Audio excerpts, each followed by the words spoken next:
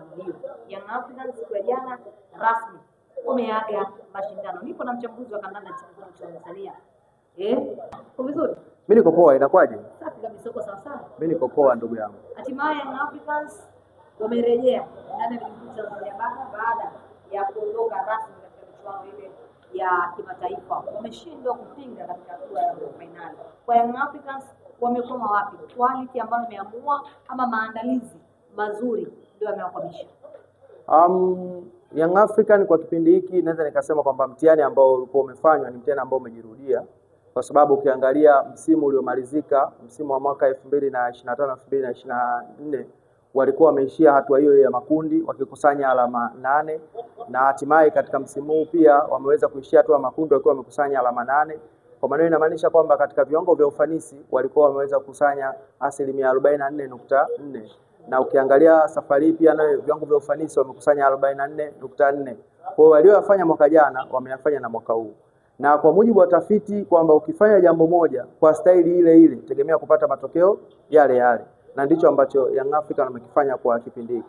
Kwa hiyo kwa kuangalia ni kitu gani ambacho kimeweza kuwafelisha kuto kutinga kwenda hatua ya robo finali, sababu zinakuwa ni nyingi zaidi, lakini kikubwa ni kila mmoja anaweza kukubaliana na mimi kwamba walikuwa kwenye kundi lenye changamoto kubwa, na mimi nilikuwa mchambuzi wa kwanza kusema kwamba Yanga wapo kwenye kundi gumu ila wapo kwenye kundi lenye changamoto, na ni ukweli ni huo kwamba alikuwa Yanga peke yake ambaye anatoka katika ukanda wa Afrika Mashariki akiwa anapambana dhidi ya timu zinatoka Afrika Kaskazini. Sote tunajua changamoto ambazo zinazokutana na timu za Kaskazini.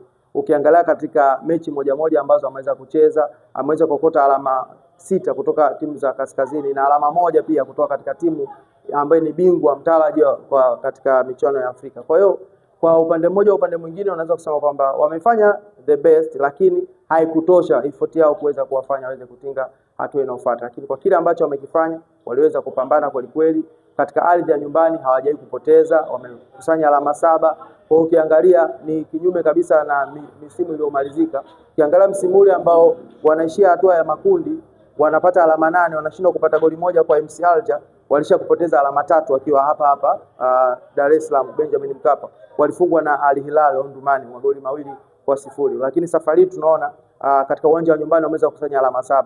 Ukiangalia katika viwango vya ufanisi inamaanisha kwamba wamefika katika 70% za kuweza kupambania wakiwa katika ardhi ya nyumbani. Kwa hiyo mahesabu tu yameweza kukataa, au calculator ambao waliambia bwana hii mtatumia calculator za kuwavusha. Sasa calculator imefika eneo la mwisho ikaweza kustaki na kuto kusoma namba. Kwa hiyo nafikiri hiyo ndio imeweza kuwafilisha. Baada ya timu zote kutolewa, hivi sasa story kubwa ni kuelekea katika mchezo wa tarehe 1 ambapo ni dabi ya Kariakoo kati ya Yanga dhidi ya mnyama Simba. Inasemekana Young Africans mchezo wao wamepeleka kule visiwani Zanzibar. Kwa namna ambavyo mazingira ya kule Zanzibar na ya huku bara, unaenda kuwa ni mchezo namna gani? Katika miaka hivi karibuni tumeona Young Africans wakifanya vizuri dhidi ya Simba. Of course mchezo utaendelea kuwa mzuri na mchezo utaendelea kuwa mgumu. Ingawaje kwamba Yanga ameweza kupata ushindi mara 6 mfululizo mbele ya Simba, lakini tunakubaliana kabisa kuna baadhi ya mechi amekuwa akipata wakati mgumu zaidi kwenye kupata matokeo. Ukirejea mechi ya mwisho ambaye anapata ushindi wa goli 1-0 katika michuano ya ngao ya jamii, haikuwa rahisi kwa Young Africa kuweza kupata matokeo. Tunaona Simba aliweza kutawala mchezo kwa asilimia kubwa, na kama angekuwa yuko accurate angeweza kupata nafasi na kuweza kupata matokeo mbele ya Young African, lakini Yanga aliondoka na matokeo. Kwa hiyo haiondoi ugumu wa mechi kati ya Young African na Simba Sports Club. Mechi nakubali itakuwa ngumu, lakini ukiangalia kimakaratasi unampa zaidi Young African nafasi ya kuweza kufanya vyema. Kwa nini? Kwa sababu kikosi ambacho kimefanya vyema katika misimu yote hii minne, asilimia kubwa wa wachezaji bado wapo ndani ya Young African. Wale ambao wameweza kushinda mara nyingi zaidi wakikutana na Simba, wachezaji wao asilimia kubwa bado wapo ndani ya kikosi. Kwa hiyo ukiangalia upande wa Simba kuna kuyumba kwingi. Unazungumzia Simba ambayo ilikuwa na Robertinho mzee wa Objective, unazungumzia Simba ilikuwa na Benshika, unazungumzia Simba ilikuwa na Fadu Davis, unazungumzia Simba ilikuwa na Dimitar Pantev. Lakini ukija kuiangalia upande wa Young African unazungumzia Simba ambayo imeanza na Miguel Gamondi, imekuja Mirudi, Lamovic, na mpaka sasa wanakwenda kwa Goncalves baada ya kuchukua nafasi ya Ruben Folz. Kwa hiyo unakuja kuona kwamba upande wa Young African bali ya mabadiliko yamefanyika kwenye benchi la ufundi, lakini katika eneo la pichi ni wachezaji asilimia kubwa bado wapo kwenye kikosi. Kwa hiyo unaipa nafasi Yanga kuweza kufanya vizuri katika mchezo wa tarehe 1 mwezi Machi. Ukiwatazama kikosi cha Simba hivi sasa, kuna maingizo mapya ambao ukiwasikiliza mashabiki wa Simba wana matumaini nayo. Of course yes, tunakubaliana kwamba maingizo mapya yameweza kuleta kitu cha tofauti.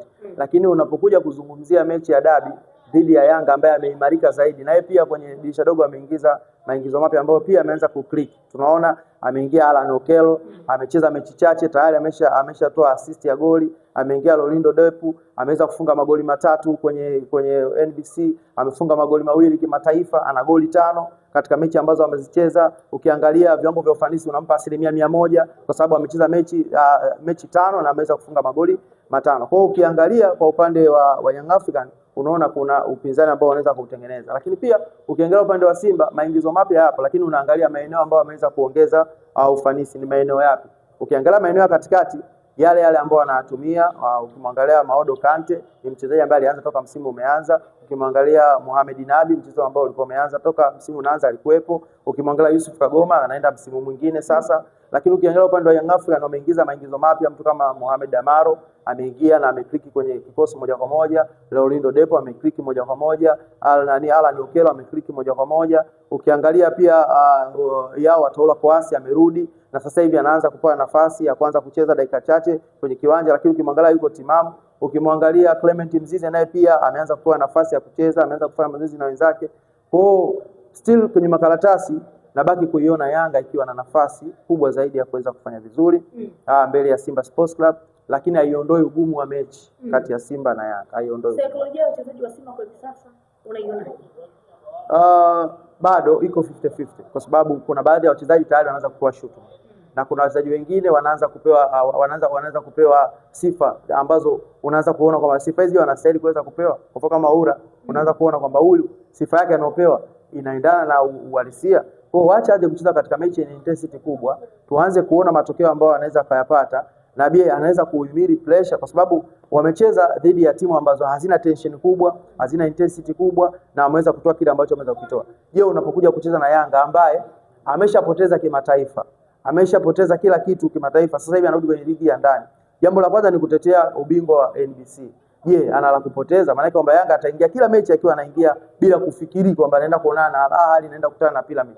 Yeye anafikiria kwamba nikitoka Simba nakwenda na Azam, nikitoka Azam nakwenda na KMC, KMC naenda na Namungo. Kwa hiyo unampa Yanga nafasi zaidi kulingana na majukumu ambayo alikuwa nayo ya ndani zaidi, na kikosi uimara wake ulivyo, mimi naona Yanga ana nafasi kubwa zaidi. Tumalizia na hili, unaona magoli mangapi katika dabi? Of course magoli yatakuwa machache, sioni magoli yakizidi magoli 3 jumla ya mechi nzima.